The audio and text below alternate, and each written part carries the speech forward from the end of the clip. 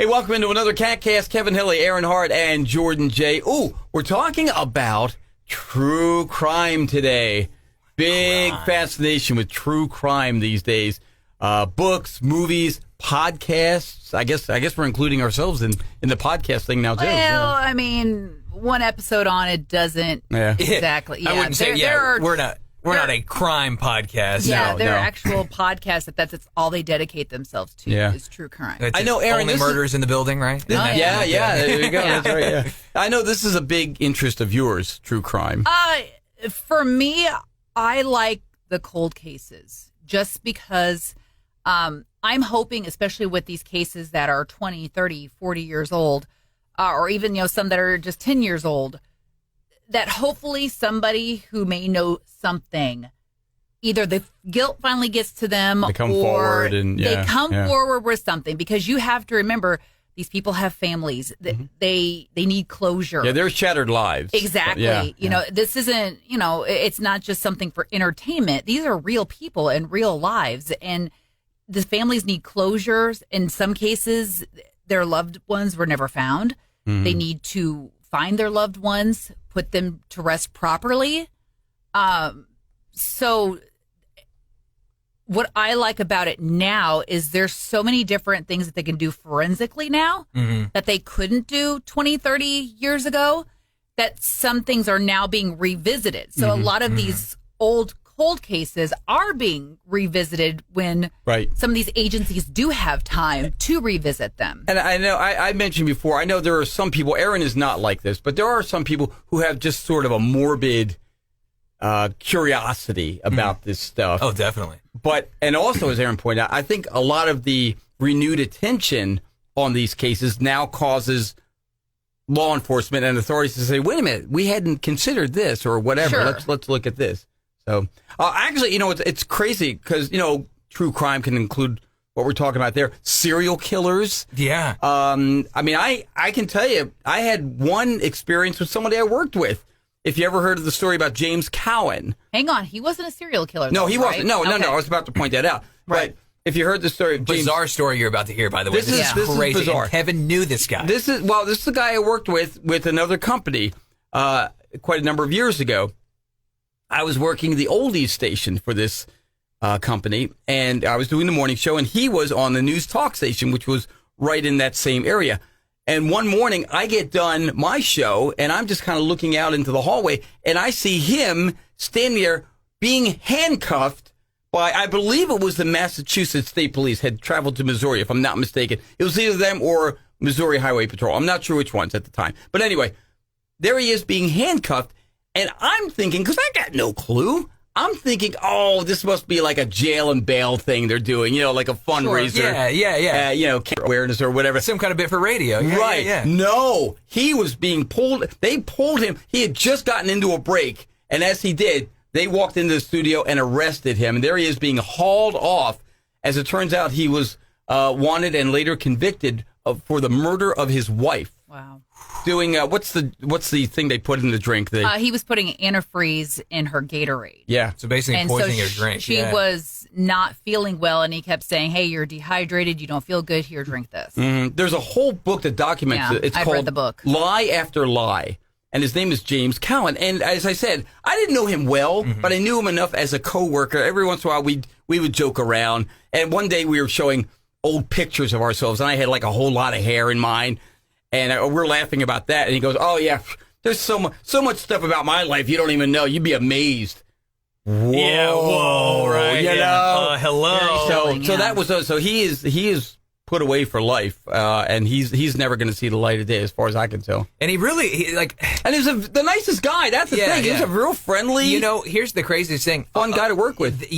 Of all these documentaries that I've watched of true crime and stuff like that, a lot of people say that about these people that are convicted, right? Charismatic narcissists. They're very, they're people, right? They know how to manipulate people. They know what to say to you. They know how to look very well. NBC did a whole piece on him, and they interviewed people he worked with. I was not one of them because I didn't know him enough, but I mean, people that we work with now or have worked with in recent years were a part of that. And yeah, And he would you want to talk about being about like local, man. This is somebody who. And he would put on kind of a performance, right? Because didn't he rent like a car and stuff like that? Pretended, yeah. Supposedly he was working for ESPN and having this big job in Connecticut. And there were, again, the book is called Lie After Lie, to cover his tracks. Incredible. Wow. People like that, I mean, how do you keep up with all the lies? I mean, eventually they all do come out. Was there ever did you ever have like this weird ominous presence around him? Was there ever any kind of indication? Did you ever have any inkling? No, never. That's what I'm saying. Wow. Not a clue. He's just this guy I worked with, real friendly, very, real up on current events, and we could talk about a lot of different things. But again, we weren't friends, but we were just coworkers. I would see him at work, and that was because we worked for different stations. So he was doing a news talk station, I was doing mornings on an oldies station. So, but it was. It's crazy to find that out about somebody that you're working so closely with later on. Like everybody's like, I had no clue. It's funny. When the police showed up that day, we have at the time the person who we now have working at our front desk. At the time, she was working for that company as well, and she's just the nicest, sweetest lady. Sure. And the police show up and they say, "Hey, we're looking for James Cowan," and she goes, "Oh, he's on the air right now," and they said. That's all right. We'll go get him. They walked downstairs to where the studio was. Wow. They weren't going to wait. They were ready to pull him off the air. Oh, it didn't matter if he was in mid-sentence. They were going to grab him.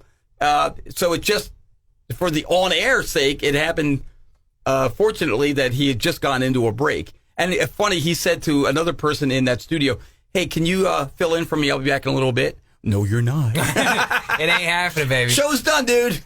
Wow. Amazing. Live from prison. Yeah. I think what floors me about true crime or crime in general, especially modern day crime, we are all under constant surveillance. Yeah. So if you think you're going to get away with it, think again. To get away your phones are constantly listening to you. Yeah. It's whole new ballgame now. It's just a matter of time before somebody figures out a way to say a certain phrase or a certain word so many times. And don't you think eventually it's going to tip off police? I mean, don't you think somebody's going to invent something like that? There is no real privacy anymore. Not really. The dawn of social media, of smartphones. You would have to be insanely careful. I mean, like to off the grid. You got to be off the grid. You would have to. You couldn't have a cell phone on you. You couldn't have. I mean, you'd have to. It's impossible. By the way, we're not giving you any tips. No, not giving tips on any of that. I'm just saying, like, no. It's not a wise idea. And like Aaron said, like with technology, like they're solving cases way back when. So even if you think, it's been 30 years, I got away with it. It's like you might be someone knocking on your door soon, You have what's amazing with forensics. Either of you have any personal experience with anybody you knew or was connected in any way? So I have two. There's one person I went to high school with, unfortunately passed away. And I say that because he was involved with, went to college at a different place out of state. Come to find out that there was actually a serial killer at this college campus getting people and dropping off their bodies. And it just so happened that unfortunately it was one of the people that I went to school with that they got.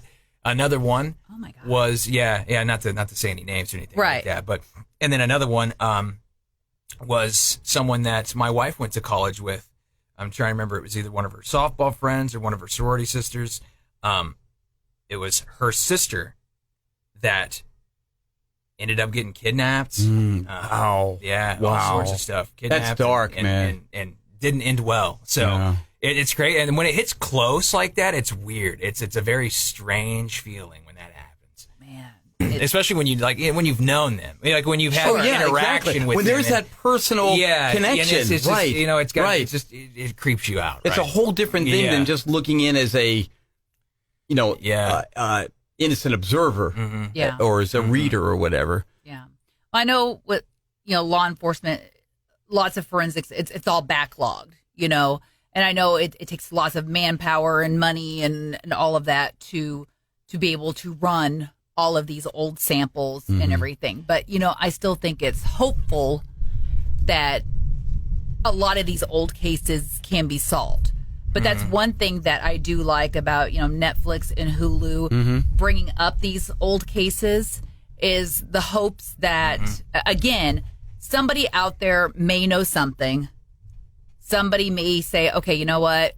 I've been silent long enough. I'm going to say something. Right. Or they may have more information.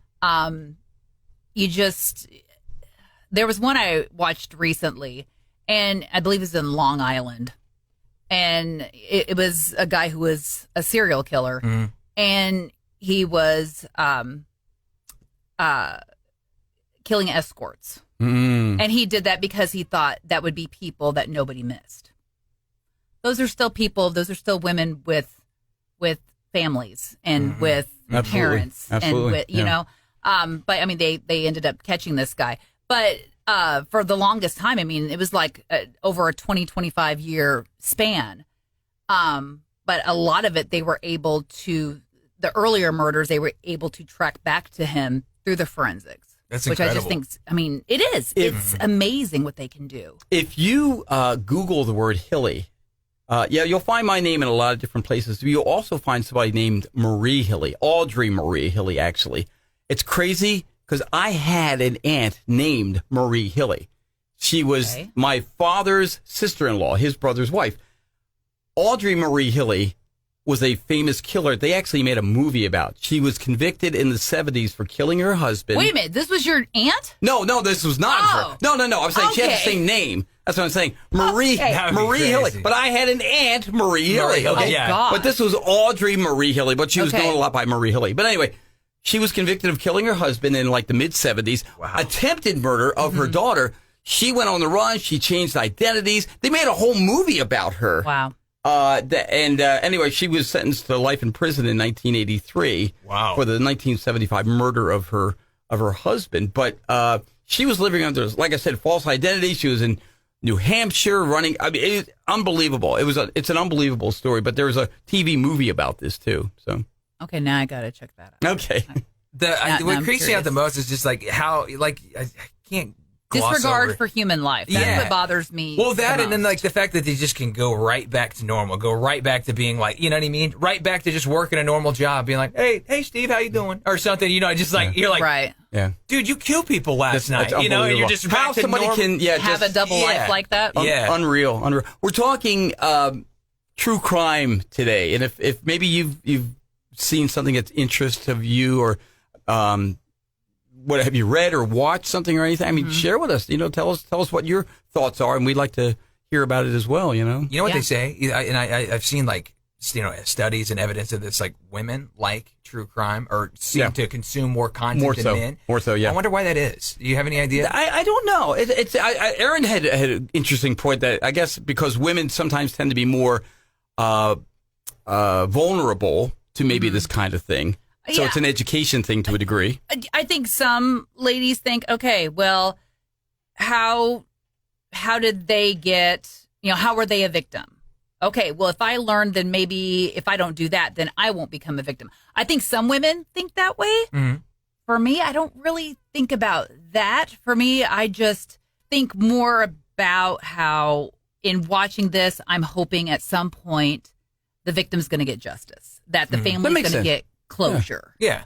Totally makes sense, that in these documentaries, people are going to talk about, not so much to give the killer notoriety, that it's not about that. As awful as these things are, that some good can come out of it. Right. That somehow these victims are going to get some justice, that their families are going to get closure. Yeah. So I like to watch them just to like, honestly, to pick up cues, to be like, to see, because a lot of the times they interview the actual person, the killer or whatever, right? And so to like, just kind of see how they interact or kind of see how they talk and stuff like that to kind of, I don't know. I just like to be like, in real life, when I'm talking to people, if I can almost be like, could I spot someone that might be like, whoa, they might be a little different. That they would might be a challenge. Threat. You know, because so many of these guys, I mean, the Gacy's and whatnot, they're charismatic and they're friendly and they're people you would like to be friends with. But if you do notice one thing in those interviews, they all have one thing in common, and I like to call it the dead eyes. Mm-hmm. They can be all of this, but watch their eyes. Yeah. There's nothing going on behind those. Mm-hmm. There's no empathy, no emotion, no nothing, and that's terrifying. Mm-hmm. Yeah, you are right. When they're like smiling, but you could just totally tell it's like, there's nothing going on genuine. Right here. Yeah.